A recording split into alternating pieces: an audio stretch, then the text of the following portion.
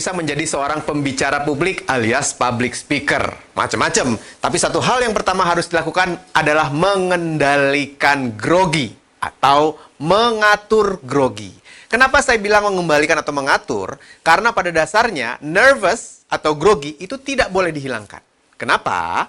Karena kalau kita menghilangkan grogi sama sekali, berarti kita akan tampil atau bicara tanpa peduli dengan teknik, materinya juga berantakan, ngomongnya suka-suka, asal-asalan, kayak kita ngomong biasa. Soalnya nggak ada groginya. Jadi yang harus Anda lakukan pada saat Anda merasakan grogi adalah mengaturnya, supaya groginya nggak malah berantakan dan hasilnya bicara Anda kacau balau. Yang pertama, sadari dulu, apa sih ciri-ciri orang grogi atau nervous? Coba, apa? Ya, betul. Yang paling sering kita rasakan adalah jantung kita berdebar-debar. Ini membuat kita semakin panik. Kenapa jantung berdebar-debar? Karena pada intinya begini. Orang yang grogi, itu berarti otaknya akan meminta aliran darah lebih banyak mengalir di otak, supaya dia bisa berpikir dengan baik dan lebih tenang. Apa yang dilakukan sama otak? Otak memerintah jantung untuk berdetak lebih cepat, biar banyak aliran darah di otaknya. Hasilnya yaitu kita ngerasa deg-degan. So, yang harus Anda lakukan pertama kali saat merasakan berdebar-debar itu adalah mengatur nafas. Jadi cara pertama yang harus dilakukan untuk bisa bicara dengan tenang, menghilangkan grogi, supaya lebih turun dan akhirnya bisa diatur dengan baik, adalah mengatur nafas. Ada sebuah teknik mengatur nafas yang bisa digunakan untuk mengurangi grogi dan membuat kita semakin waspada saat bicara. Namanya teknik 7-11.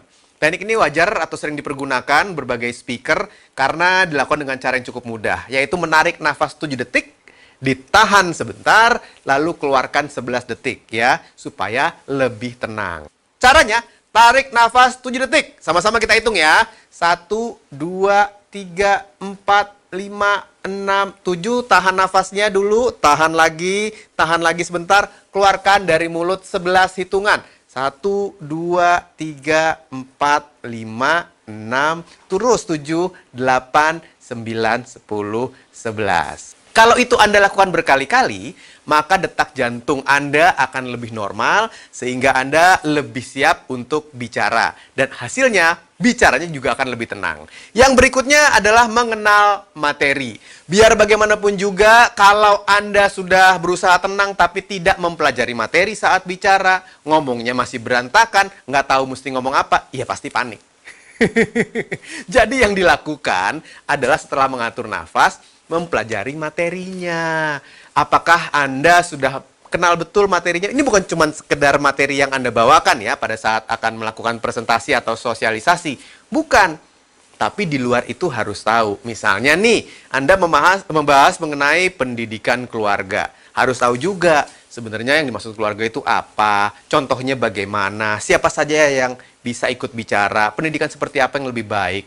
Selain itu, ada juga sebuah teknik yang biasa disebut anchoring. Ini dalam teknik NLP biasa sering dipergunakan. Teknik anchoring itu adalah melakukan sesuatu yang biasa Anda lakukan, yang membuat Anda merasa nyaman, merasa santai dan tenang saat bicara. Misalnya, ada beberapa orang yang sebelum bicara di depan umum, sebelum memberikan sosialisasi, dia mendengarkan lagu kesukaannya. Itu namanya teknik anchoring. Karena dengan mendengarkan lagu tersebut, dia akan merasa lebih tenang. Ada yang suka loncat-loncat di tempat. Buat apa? Ya biar tenang. Ada. Bisa juga.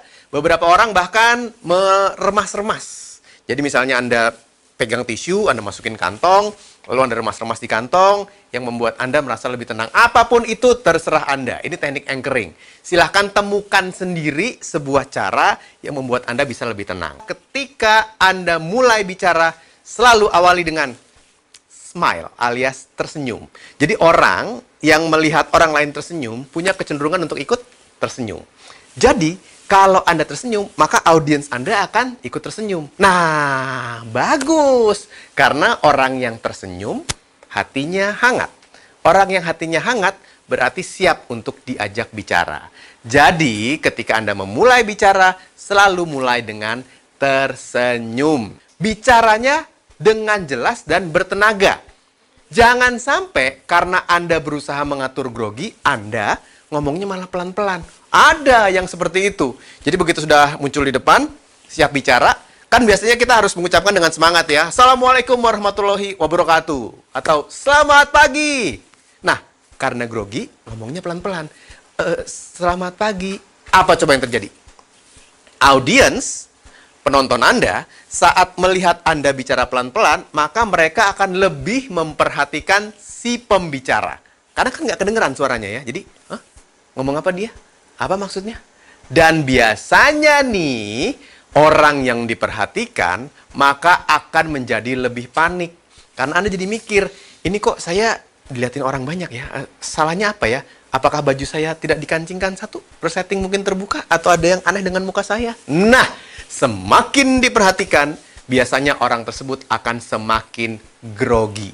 Jadi begitu muncul, yakinlah siap untuk bicara, ada senyumnya, bicaranya keras, sudah atur nafas dulu di belakang, pelajari materi, dengan demikian Anda akan bisa tampil lebih yakin dan hasilnya bisa lebih maksimal. Groginya bisa diatur, bisa disesuaikan dengan keinginan Anda dan siap untuk bicara. Itulah beberapa teknik untuk bisa mengurangi grogi.